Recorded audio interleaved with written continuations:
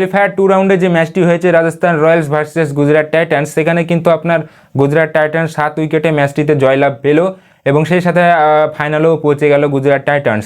Gujarat Titans ফাইনালে দেখা করছে আবারও আরসিবির সাথে এবং ফাইনাল ম্যাচটি অনুষ্ঠিত হবে কিন্তু আপনার নরেন্দ্র মোদী স্টেডিয়ামে আহমেদাবাদে, যেটা কিনা আপনার গুজরাট টাইটান্সের হোম গ্রাউন্ড। এবং ম্যাচের যদি কথা বলি তাহলে রাজস্থান রয়্যালসের হয়ে দুর্দান্ত পারফরমেন্স করেছে বৈভব সূর্যবংশী।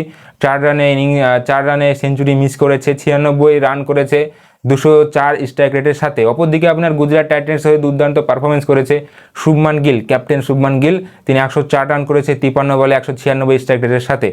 এবং ম্যাচটিতে কিন্তু আপনার গুজরাট টাইটান্স 7 উইকেটে জয়লাভ পেয়েছে এবং যার জন্য ফাইনালও পৌঁছে গেল আবারও আরসিবির সাথে দেখা।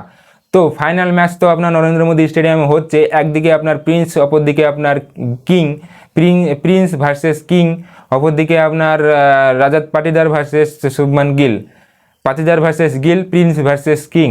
তো দেখা যাক এই ম্যাচে কে জয়লাভ পায় এবং দুটো টিমই কিন্তু আপনার সেকেন্ড টাইটেল পাওয়ার জন্য আপ্রান্ত চেষ্টা চালাবে। এবং আপনার কি মতামত, কে জিততে চলেছে সেকেন্ড টাইটেল, আরসিবি নাকি জিটি, বেঙ্গালুরু নাকি গুজরাট, কোন টিম জিততে চলেছে সেকেন্ড টাইটেল? অবশ্যই কমেন্ট করে জানান। ভিডিওটি ভালো লাগলে লাইক করুন।